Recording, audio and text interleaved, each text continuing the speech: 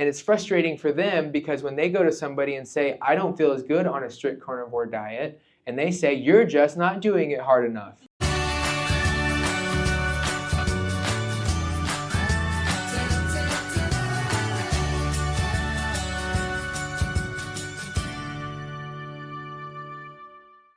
Hey, what's up, family? I'm Rachel. And I'm Joe. And we are Two Crazy Ketos. And if you're new to our channel, welcome. Here on Two Crazy Ketos, we do different things like recipe videos and we do product reviews.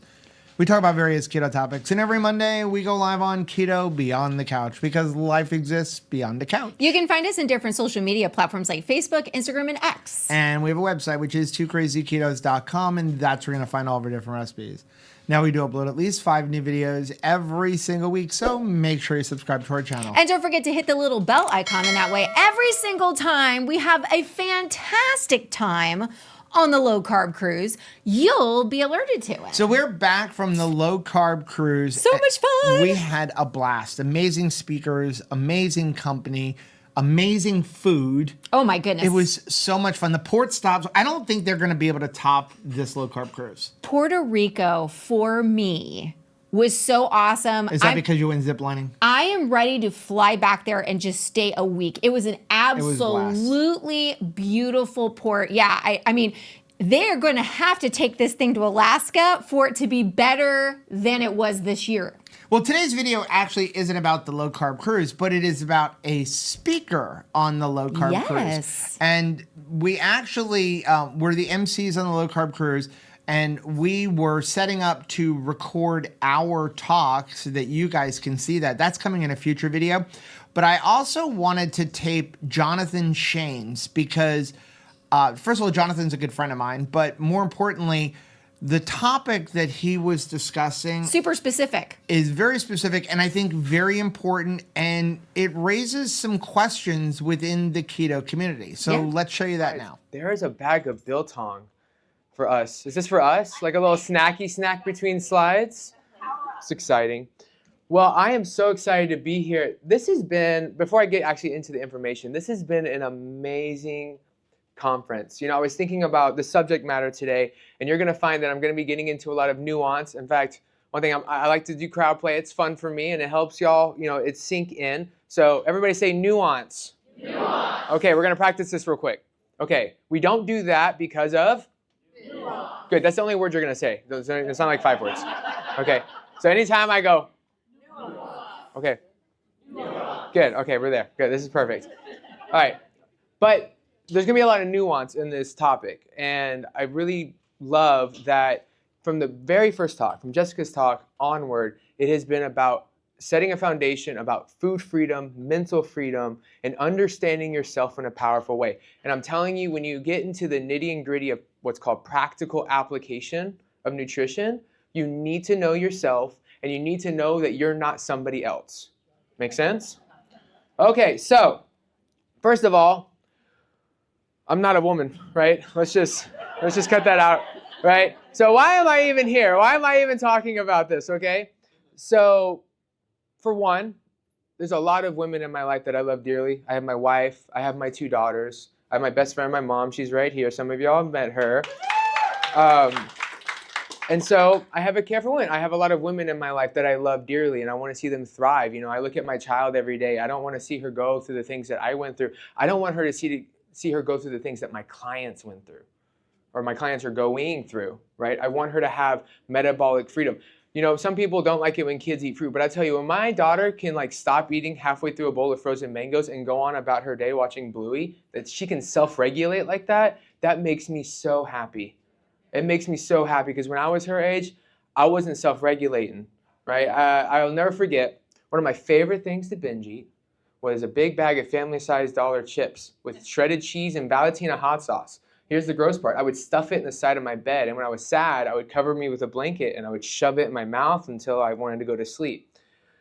2 days in, that's some nasty stuff. It's not even chips anymore. Anybody ever seen the videos of like prison burritos?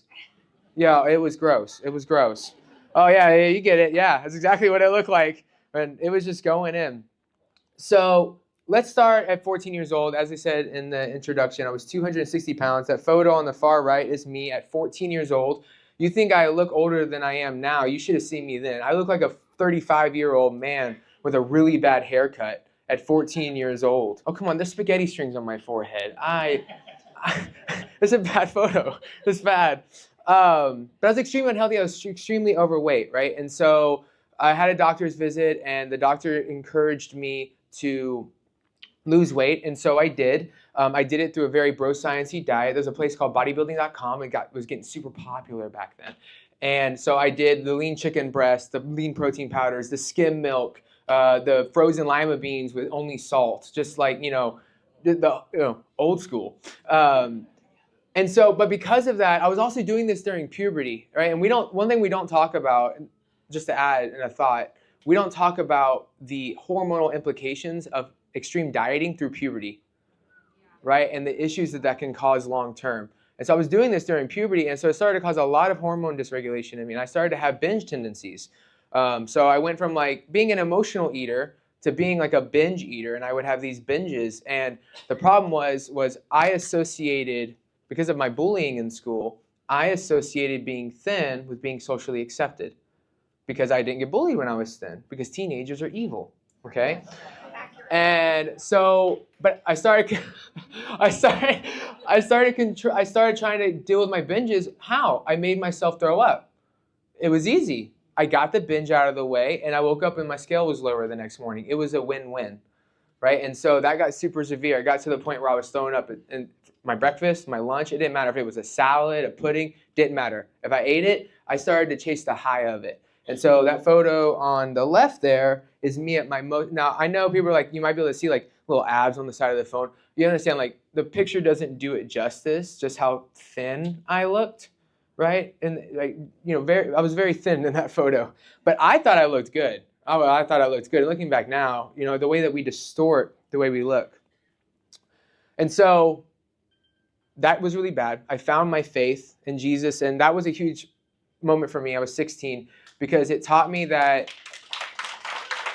yeah, we should clap for him. Yeah. Let's go. But it taught me that my body wasn't my own, right? That I was bought with a price. And so I needed to treat it as such. And so that helped me start dealing with it. But it didn't take care of it. That was just the spiritual aspect of health, right? And so then I found the ketogenic diet in 2017. And all of a sudden, I could control my binges. It was magical. It was magical. I got off my ADHD medication. It was I leaned out. It didn't trigger me like other diets did with a constant influx of food and hunger pangs. But then I did a bodybuilding show on a ketogenic diet. I was strict ketogenic diet from 2017 until roughly 2020.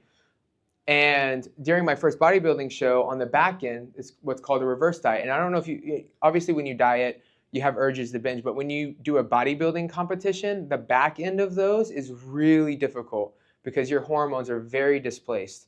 And so I started binging, and what did binges trigger me to do? Purge, right? And so I went 9 months on the ketogenic diet without a relapse, and then I purged again, and I realized, okay, mental health matters too. So I got the nutrition figured out, right? I got the spiritual health, but I also need my mind right.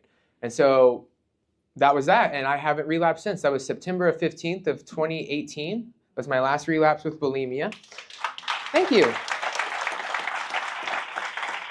Okay, I want to hurry this along because I know you're like, oh, this is a great story, but what does this have to do with the topic on the front slide? I'll get into it.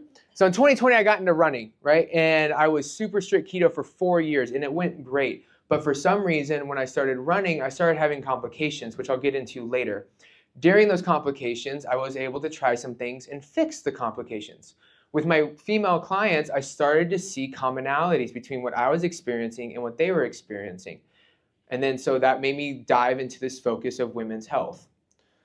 Okay, so to understand, before we get into the...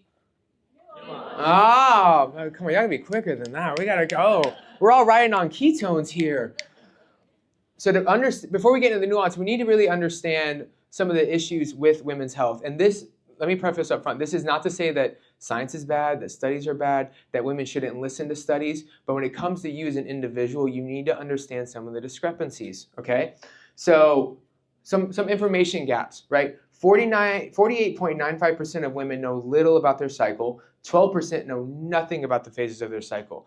And I'll tell you, it gets concentrated when you have people that are trying to lose weight or get healthy, right? About 95% of my clients, I have to explain their cycle to them, right? Now, I'm proud I'm able to do that, but that hurts me. That saddens me because that's not fair to them. They should know, and they were not taught, and that is not okay, okay? 58% of women see period pain and PMS as normal. You know, breast tenderness, extreme cramping. We're going to get a little detailed here. It's not normal. Those things are not normal. Just because they're common doesn't mean they're normal. That's a really important phrase to remember in life. Most women don't know the long-term implications of birth control, disrupted cycles, PCOS, and other sex hormone-related issues, okay?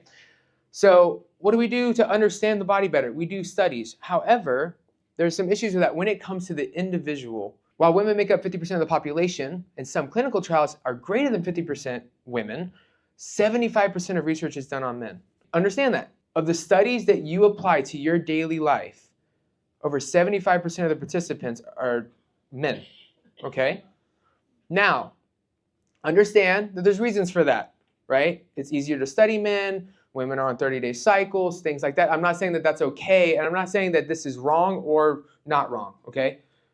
What I'm saying is that you need to understand it when it comes to you as an individual. That just because somebody says do this and they base it off of a study, for you as a woman, that doesn't necessarily mean that that's the thing that's going to work for you. So it's just being aware of that, right? I'm not saying it's bad. You just need to be aware. Now, one thing I really want to point out, because everybody here knows everybody here, because everybody here, say that again, everybody here. Y'all are good. Nuance, yeah. Everybody here is on Facebook. They're on Instagram. They're on TikTok, wherever you're at, okay? Understand that most influencers that share studies and research you hear online were performed on men. Again, it's just important to know. It's something to take with you, just for free. You have to understand that some people want to be influencers and some people want to have influence, and you need to understand the difference. Okay? You are not going to find your health in the shadow of your favorite Instagrammer. Okay? So it's really important to understand that. Again, this is all about... Oh man, y'all are going to get A's. Okay, so this leaves women at a disadvantage just because of lack of knowledge. We don't have all the knowledge. We're working on it, but we don't have it right now. But now comes in the ketogenic diet, right? There's hope. Everybody here has talked today and shared stories over the last 3 conference days about it. It's a diet that heals. It saves lives. It helps people find themselves again. It helped me find myself again. However, there's a dark side. I know we don't like saying these things. I'm going to say some very uncomfortable truths going forward, and you are going to have to be okay with it, okay? Okay, good. All right. Well, you didn't really have a choice, but I'm glad you agreed with me. Okay, now women are not properly studied for long-term implications of a ketogenic diet. Because why? Because honestly, we haven't been even studying the ketogenic diet that long. You know, Dr. D'Agostino showed the amount of studies that are coming out, and that's great. Like, I love reading them when they get published, but we're just getting into the cusp of this thing. There's so many things from a foundational scientific place that we don't know because we're learning, and that's exciting. So when it comes to practical, personal, daily application, you need to take that into consideration, that there's a lot of theory going on. There's a lot of theoretical science, as we would call it, right? It's just, I have a hypothesis, I don't have any control or funds to run a study to test it, so I just have to try it, N=1, see if it works, and apply it, and if it doesn't, don't. Now this does not mean, this is really important, this does not mean a strict ketogenic diet is wrong for every woman, but it does mean we need to be mindful of individual approaches. I'm about to go through 3 phases of keto for women. I want to say something to the men real quick in the room, just to address y'all. Just because this is built for women doesn't mean that you can't get something out of it, okay? And you might know women in your life that are going to struggle with some of the things I'm going to be talking about, and it's good that you know this information. I also love that the husbands are supporting their wives here. You could have looked at the title and said, I'm going to go play putt-putt, yet here you are. So thank you for that. Okay, so there are 3 phases of keto for women. This is something I built over the past 6 years of coaching keto and then graduating from the NCA. There is phase 1, fat adaptation, phase 2, protein foundation, and phase 3, carb cycling. I know, scary stuff. Okay, you're also going to notice that things get more As the phases progress, right? Because you have to understand there's a difference between objective truth and subjective truth, okay? An objective truth is, for example, red meat is not bad for you. It's objective, right? Like it just is what it is, okay? So let me test y'all. Animal protein is the superior protein. That is, it's objective. We're close. Same thing. It's being sometimes. I'm splitting hairs. It's fine. All right, so let's try it again. Fats and proteins are essential. That is objective. We're working on it. We're getting there. Carbs are non-essential. That is okay. Here's we go. Oh wow. No, carbs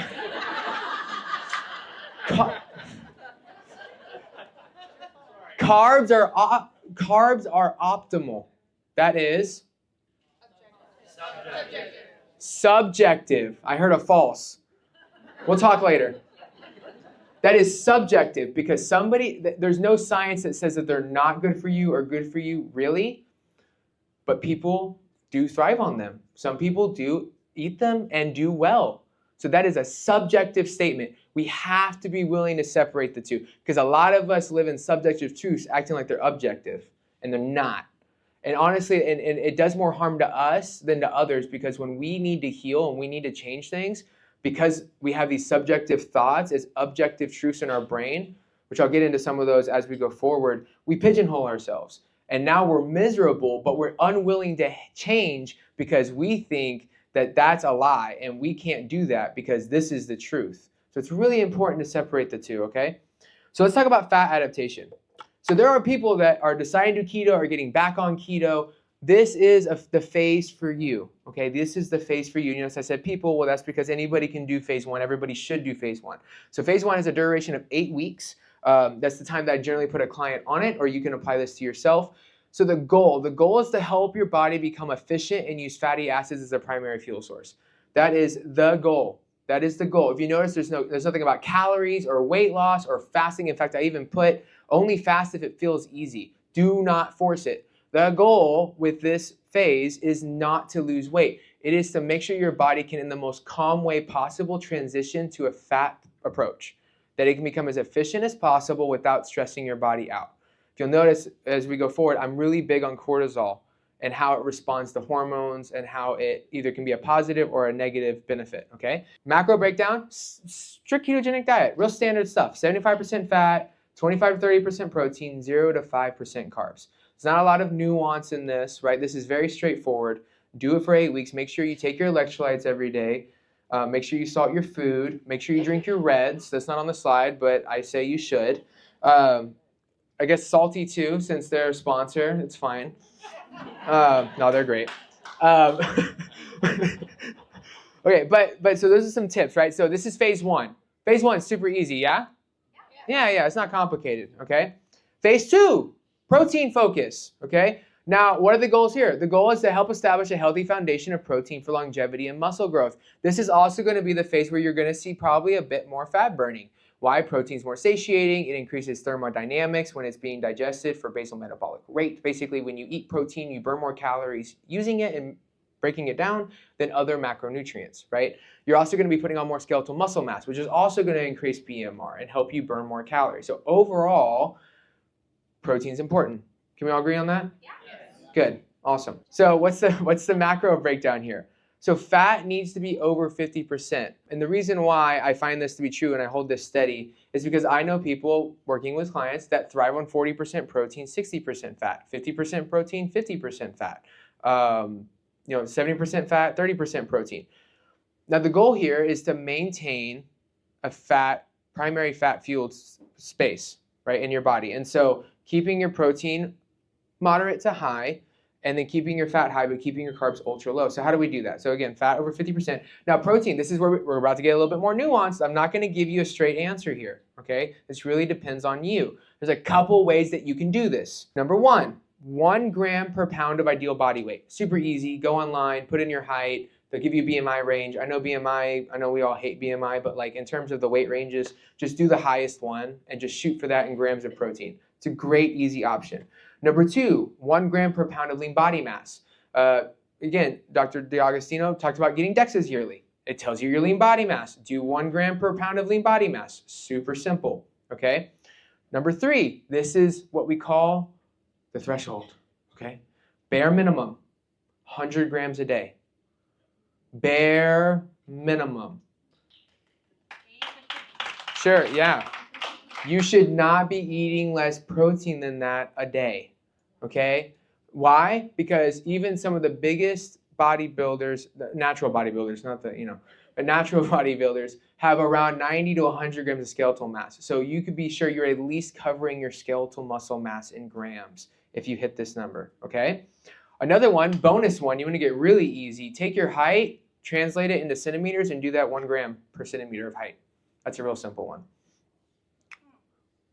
Yeah. Carbs, 0 to 5%.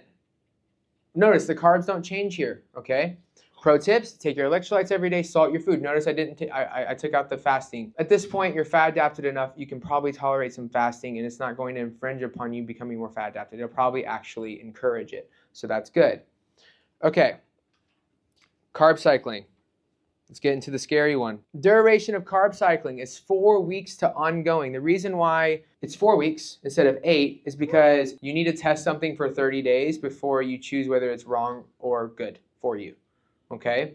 So 4 weeks is the minimum. You do this. If it doesn't work, then ongoing, you don't do phase 3. Magical, right? Very simple. It's not complicated.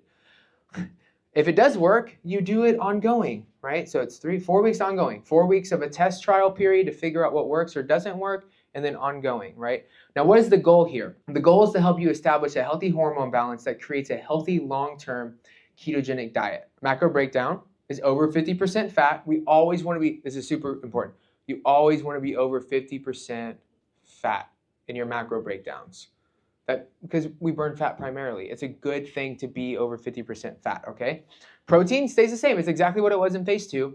And then carbs, options vary. We're going to discuss the different options. Again, this is going to get very nuanced. Now, pro tips, keep fat under 100 grams on days you eat carbs. Now, you might be saying, well, John, if I keep my fat under 100 grams a day, isn't that going to kick me under 50% fat for the day? No. So for example, if you're eating 90 grams of fat on a day that you increase carbs, for example, then if fat is 50% of your calories, that's 1,600 calories a day. If you're eating less than that, so that it forces it under 50, you're not eating enough. No one here should be eating 1,600 calories or less than 1,600 calories continuously. Nobody. Nobody here should be doing that, okay? So this maths. So then the question becomes, why? Why in the world is phase 3 even a thing to talk about? And it's a thing to talk about for me because it's what I deal with the most. It's what I run into the most. It's what I work with the most. Again, the first two phases are very common in the ketogenic space, and everybody does them and everybody loves them, okay? So why does this matter? So let's go back to my story about running real quick so I can help explain this. So I started running, and for 6 months of my running, I was doing great.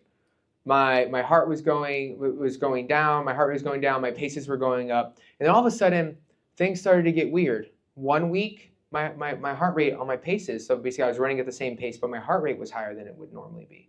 It's weird. Whatever, maybe it's an off week. A couple weeks later, my heart rate at rest was higher than it's supposed to be by up to 30 points, right? Usually my resting heart rate was 50, it was now 85 all the time. That's weird. My blood sugar, my fasted blood sugar for 4 years on a strict ketogenic diet was in the 80s. I checked it one day, was curious, 125. That's weird. My carbs didn't go over 10 for 4 years. Huh? That doesn't make sense, right? And then it really peaked at depression. I started to have like severe waves of depression. And I remember I was at a friend's house and I'm sitting across the room and she goes, Jonathan, are you okay? And I was like, I am not okay. Like, I don't know what's going on with me. And so one of my friends that helps with my running said, you should really try carbs. And it was really hard for me, and I hope you can resonate with this. It was really hard for me to choose to do that because I had been keto strict for 4 years, and I was really proud of that streak. Right? And so for me, it was like, okay, I either give up the sport that I love and what I love to do, or I need to try this, okay? And so I tried it, and within the first day, I responded positively. So give me an example. My average blood sugar was like 115. I'm going to show you some graphs here in a second. The first day I did it, the next morning I woke up, my blood sugar was in the 80s. It was the lowest it had been in 6 months, right? That one day of adding carbs in dropped my blood sugar 60 points overnight, fasted, which is just, right? From standard knowledge, what we know, that doesn't make sense, right? And so I started to do some digging and I started to try and understand why. And so running is a very stressful activity, right? It's very stressful activity, meaning it creates a lot of cortisol. It's also very, what we call, it's glycogen depleting, meaning even if you're fat adapted, even if you use fat, you deplete glycogen when you're doing long endurance runs. And so your body has to release cortisol to stimulate what's called glucagon to make your body create blood sugar to replenish. That's how we don't die on a ketogenic diet, is that beautiful tool called gluconeogenesis, right? The problem is that when that amount of cortisol is leaching, right, it starts to get up and it starts to become very stagnant. What's really high when cortisol's high? Blood sugar. What's really high when blood sugar's high? Insulin. Nice. You heard my talk yesterday. That was cheating. So insulin, right? And so this creates a vicious cycle, okay? I know I'm talking about my running, and I get that, but I promise you I'm going to make the connection here real soon. So this compound effect can create a vicious cycle. So stress releases cortisol, body raises blood sugar, body releases insulin, body becomes inflamed and stressed, which triggers another stress release of cortisol, on and on and on and on we go. This is a condition known as physiological insulin resistance. Okay, it's where you're creating insulin resistance internally. It's physiological in nature. You're not exogenously eating carbohydrates or ultra-processed foods in order to create this condition. You're doing it internally by hormone dysregulation. Does that make sense? Okay, if it doesn't, we have a Q&A later, way later. Just write down your questions and put it in the box. I'm just really excited because I thought I was going to have to answer questions and it was going to ruin my 40 minutes, but nope, I get to talk the whole time. Okay, so what happened with me with this? Okay, so I started doing like this targeted ketogenic diet, and here are my levels. My blood sugar is averaging fasted in the 115, 120s. That was a strict ketogenic diet. I started to do a targeted ketogenic diet where I was targeting carbs after my runs. My blood sugar started to come down tremendously, where it was now averaging in the 80s. But here's what's crazy is the bottom slide. That bottom graph is my ketones. So when I was on the strict ketogenic diet while running, my ketones were 0.1. I put myself back into nutritional ketosis by introducing carbohydrates. Oh, I know. I said that yesterday. I was like, they're all going to go, oh. And I'm like, yeah, I know. It's trippy. Okay, so what does this have to do with women's health, right? Because that's the title of the talk. Well, I was suffering from all these things, and I was able to fix myself. And I was working with a client. Y'all might know her. She said I could talk about her. Mary Roberts. Everybody know who Mary Roberts is? Keto Mary, all that stuff. Yeah, she's awesome. And she came to me because she was experiencing symptoms. And we were just talking as friends, right? We were just talking as friends. But she goes, man, my period's I'm stressing, I'm gaining weight, my blood sugar is in the 115, 120s, I'm feeling kind of depressed and low, I can't sleep at night, and I'm like, man, this sounds like me. That's interesting. So I asked, I was like, hey, can I try some things on you? And I did exactly with her what I did to myself, and it worked. It was magical. In fact, let me show you something. So when I first started working with her, and she was doing strict ketogenic diet for over like 6 years at that point, her insulin was 15.6 on a strict ketogenic diet. That doesn't make sense, right? We started cycling carbs for her, and her insulin within a year came down to a 6, right? We cut it by almost 66% by adding that back in, okay? So what you need to understand, so I'm going to explain this a little bit more. Let's go back to that cycle graph just real quick. Okay, so we have to understand some things about the female cycle. It's really important to understand that a woman's cycle is an endurance event, okay?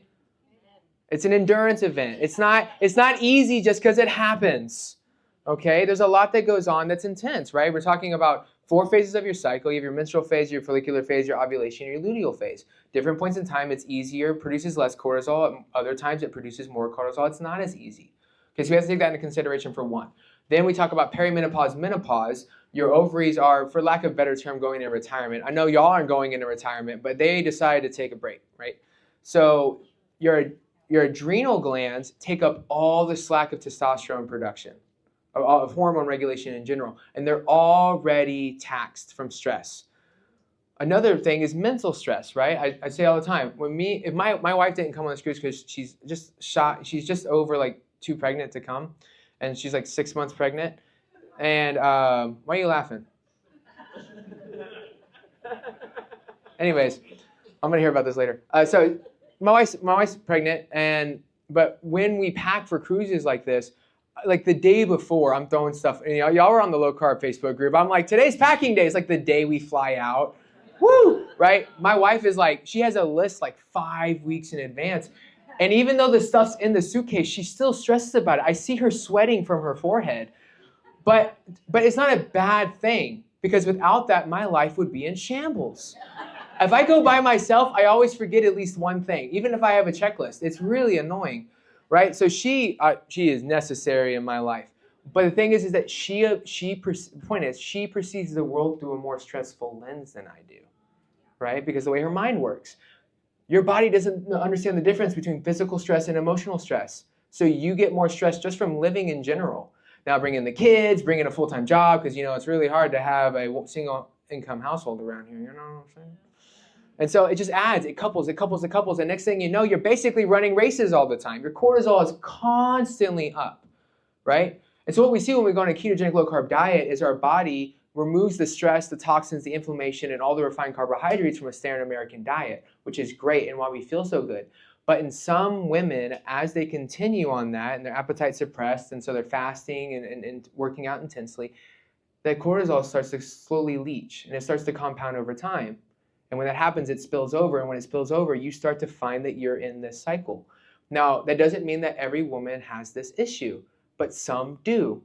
And it's frustrating for them, because when they go to somebody and say, I don't feel as good on a strict carnivore diet, and they say, you're just not doing it hard enough, right? That's wrong. It's wrong. Or, you need to eat more fat. You need to eat more protein. I've tried all those things for 6 months and I gained 30 pounds. Tell me something else, because this isn't working. And it's just this we talked about disempowerment last night with Joe and Gormy, and it creates this level of disempowerment. You're no longer in control of your diet. This thing that promised you freedom now has you in chains, and you're miserable. And that's not okay. So you need freedom from it. So that's why phase 3 exists, just so everybody knows. I just wanted to explain that. So let me give you some testimonials, because the proof, Dr. Cho stole it. He said proof is in the pudding. That was my line. I told him that while we were running. Okay, so I'm going to say the proof is in the pork chop, because I feel like that's more, All right, so these are 3 of my clients that, and they're all very different stories, and that's why I put them on here. So the first one to your far right is Jackie. Jackie's a sweetheart. She lost 40 pounds on a strict ketogenic diet, but then she started to gain weight on it, doing the exact same thing. She showed me her macro logs. She was doing the same thing. She started gaining weight. Her blood sugar started to go high. She started to have hot flashes. She also started to have something called early onset perimenopausal symptoms. What that is when your cortisol is so high, it creates hormone dysregulation, and you start to show signs of perimenopause years before you're entering into it, right? But we just assume, because we're on a ketogenic carnivore diet and we feel, and we're doing the right thing, that, I'm just I'm early onset menopausal. No. Mary Roberts is also another example of this. When she came to me, she was having 60-day cycles. She thought she was in perimenopause. To this day, 2.5 years later after working with her, she still has regular cycles. Every 30 days, on time, right? We re-regulated that, but that was all cortisol. That was all hormone dysregulation. So Jackie had the same issue. And so the photo on the left is when we started working together. She's very dramatic with her before photos. She does these faces, which is fine, because the contrast is great, right? She looks so miserable in the first photo, and then the second photo, she's just killing it. She is killing it. I'm not condoning running for everybody, but she's finally hit her dream of running 10 miles a week. She's getting stronger. She finally front squatted 135 pounds, which is, I know, it's good. She lost 40 pounds and she's kept it off. And we just did that by adding pumpkin and sweet potato to her diet. It wasn't drastic. Okay, middle one, Bethany. Bethany's a cool story. Why? Because she's already ripped. You see there's no before and after, right? She doesn't. She's never changed. She's always looked like that. The difference was when she came to me, she was miserable. Thinness does not mean health. Okay? If you are at a body fat that makes you okay looking in the mirror, but you are miserable, you need to change something. And you need to work on how you perceive yourself. Okay? Okay? Okay, statements like that need acknowledgement or you'll be in denial, and that's not okay. So when Beth came to me, she was strict carnivore due to some gut issues for 3 years, okay? And she said she didn't feel good. And as we talked, come to find out, she hadn't had a regular cycle in a year and a half. She was 27.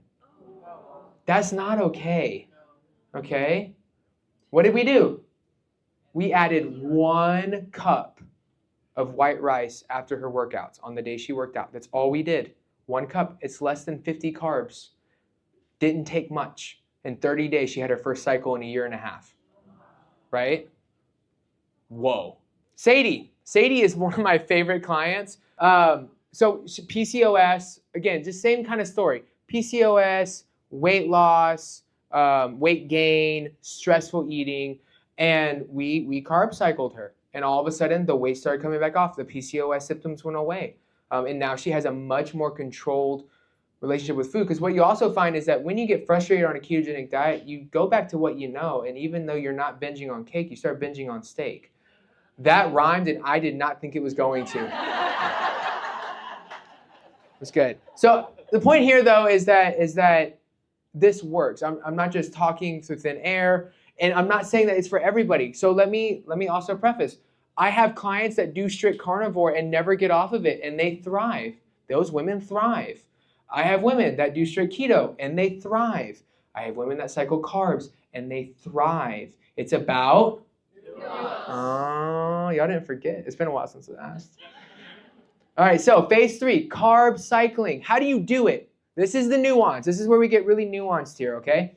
So you can have cycle-based CKD, which is a cyclical ketogenic diet. It focuses on monthly cycle to dictate carb intake. So your menstrual follicular phase, you do ketogenic, low-carb, or carnivore. And then during your ovulation and luteal phase, the more cortisol apparent phases of your cycle, you add in carbs. You get up to about 80 to 100 a day. If you notice, this isn't 200 grams of carbs. This isn't 300 grams of carbs, right? This is just enough to regulate your hormones, all right? Fat should always be the primary fuel source. The goal is always ketones. Ketones, ketones, ketones, okay? TKD. This one is one most people's favorite. It focuses on your workouts and timing carbs around them for maximum potential. So you want to keep total carbs stay around 50 grams total a day. And then after your workouts, consume 30 to 50 grams of whole food carbohydrates. It's not included in your daily. So basically on days you work out, you're eating less than 50. On days you do work out, you're getting up to roughly 100 grams. Okay? People like this one because they still get to have days of strict keto, and then it varies a little bit. So they're not eating the same thing week, and then it changes. Also, maximum potential, what I mean by that, I mean that when you work out, you deplete glycogen. And so when you eat carbohydrates immediately post-workout, those carbs immediately get shuttled into glycogen stores. And so if you work out for an hour and then you eat, say, 40 grams of berries or 40 grams of carbs from blueberries or something like that, within 2 to 3 hours, that is in your glycogen. It doesn't exist anymore, right? It doesn't exist. So it's much easier for your body to soak up and process. And so it's kind of like a 2-for-1. So your body gets suppressed cortisol, but it also doesn't have to get stressed out trying to replenish the glycogen for you, okay? The third one is a weekend-based CKD. People also love this one because it's super simple. Monday through Friday, you're keto. On the weekend, you're not. We'll talk about the pros and cons about that one in a second. But this is the most simple to follow. So Monday through Friday, keep carbs under 50 grams total. And notice I say total a lot, not net carbs. Saturday and Sunday, keep carbs between 80 and 100 grams total, okay? For perimenopause, menopausal women that are experiencing some of the things that we've talked about, or we may talk about at the Q&A, number 2 and number 3 are your options, right? Both of those would work fine. I hope you pick number 2 because it tells me you're lifting weights, okay? And you need to be lifting weights. Fun fact, after 50 years old, women on average lose 1% of their muscle mass a year. Doesn't sound like a lot, but when you're 100, you've lost 50%, right? When you're 80, you've lost 30. That's a huge number, okay? So I hope that you're working out. I made this other slide. I know there's some women here that are on cycle, some that are not, but I wanted to put this up here just so it's photoable, it's photo worthy. You can take it with you, stick it in your pocket, pull it out at brunch. So menstrual phase, follicular phase, ovulation phase, luteal phase, okay? The durations are rough. some women have 26-day cycles, some women have 32-day cycles. Just vary with it, right? Day or two is not going to make a huge difference. Okay. So, tips and tricks on carb cycling. This is where we get in the mental, because this is a scary topic for a lot of people, okay? When doing CKD or TKD, do not eat trauma-associated carbs. When I said that you could possibly eat carbs, that first food that popped in your head, don't eat it. Scratch it out. Don't think about it. Don't look at it. You're not allowed to have it, okay, at all right? What about this? I have clients that used to binge bananas. Guess what? That client never eats. Okay, I have another client that used to love candy apples. Guess what she doesn't eat? Apples. Exactly. Don't eat foods that trigger your past. Simple. Okay? Now that can be hard, and I'm going to talk about this here in just a second about why that can be hard. I want to really challenge y'all mentally here. But firstly, understand the difference between macro abstinence and micro abstinence. Okay? So we know the saying like abstainer versus moderator, right? Everybody who hasn't heard of that before, be honest. Abstainer versus moderator, so I can explain it. Thank you. So an abstainer is someone that needs to abstain from a food group, right? So I'm an abstainer, meaning like I don't eat white cupcakes. I abstain. I haven't had a white cupcake in 10 years. I will never have a white cupcake unless I'm on an island. I used to say I wouldn't even then, but I realized I have a child now, so like it'd probably go down my mouth. But I would try to avoid it unless that happened, right? I'm an abstainer. Right? Other people are moderators. They can just moderate whatever. It's just easy for them to moderate, right? And don't get too caught up in the identity of this, kind of what Jessica alluded to, but just be mindful of like the kind of choices that you need to make so that you can have a stable diet, right? And most people that are moderators don't know they're moderators because they don't have to think about it. That's how you know you're a moderator. You just kind of whatever, right? However, in the low carb keto space, we've painted big, bold, broad statements to help cater to the masses in terms of messaging, right? And so all carbs, you need to abstain from all carbs, right? That's a macro abstinence stance. I believe in what's called a micro abstinence stance. This means that it's not the macronutrient carbs that you need to abstain from. There's foods within that branch that you need to avoid. And all of you, unless you are a strict carnivore, you are all micro abstainers. Why? Broccoli is a carb. I know we call it a vegetable, but it's just pure carbs. It really is. Spinach leaves are pure carbs. So if you ever think, oh, I couldn't be a micro abstainer, you are one. You are one right now. You just don't think about it that way because you've not been taught to think about it that way, right? So realize that there are foods that you can eat, and maybe you haven't tested them yet, and that's okay. That's one thing I loved about the previous talk was have openness, open-mindedness to find out who you are and not who your favorite influencer says you should be, or not who Karen and your DM says you should be because she saw carrots on your plate during dinner, and she was like, you're killing yourself, and like bite me, right? Third thing, stick to whole food carbs. This will get me on my soapbox. I'm going to try not to let it get on my soapbox. An apple is not a funnel cake. I cannot stand social media posts that compare whole foods to processed garbage. It bothers me for a lot of reasons. I'll get into a couple real quick. Is the glucose that's in it turned straight to glucose in your blood? Yes. That isolated, yes. Okay.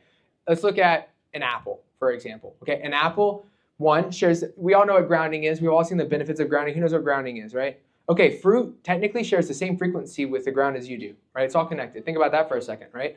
So that frequency helps fight off free radicals that glucose could create. It also has antioxidants that do what? Fight off free radicals, right? So while in a metabolically unhealthy person or in excess, those foods can cause a lot of fatty liver and long-term inflammation and stuff like that. In a moderate, appropriate approach, they're actually designed to fight off the one negative thing that they give you. Think about that. God's good. Right? So understand that, right? Now, a funnel cake, there's nothing good about them. They just taste good. And honestly, they don't taste that good. Have you ever bitten into a funnel cake and you start chewing and you realize you're really just swirling oil in your mouth? But you're 5 and everybody's hopped up on sugar and you're like, this is so good, I want another. And oil's dripping out of your mouth. It's a mess. There's nothing good about those foods, right? So understand the difference. And again, am I saying that all of you need to go out here and eat carbohydrates? No, why? Because it's about? I love y'all. You're so good. Oh my gosh, I have to hurry. Okay, so she's approaching. All right, so couple mental things. I'll try to be quick. empowering your mind, because you cannot make these kinds of, the reason why it's easy for us to stick to broad statements about nutrition is because we don't want to deal with ourselves. Does that make sense? Right? You want your plate to regulate your mindset, and that is not going to carry you long term, especially if what you're doing currently has negative implications or ramifications on you physically, and yet you're being willfully ignorant because you don't want to look yourself in the mirror and say, I need to work on some of my habits and tendencies and self, okay? So it's really important to work on the mind. The most powerful tool you have is your self-awareness. Not Lion's diet, not keto, not butter, not MCT, even though it's really good, right? Self-awareness, knowing yourself, knowing who you are, knowing your purpose, and being willing to stand in that firmly, right? And not identifying with a diet or identifying with words or identifying with your addiction, but knowing who you are is the most powerful tool you have. And a lot of y'all are scared to do anything I just said because you have no self-awareness. And you know it. And you know it. I know. Oh, I would have clapped, but it's heavy. It's heavy. I get it. It is heavy, right? I struggled with my bulimia for almost 10 years because I lacked self-awareness.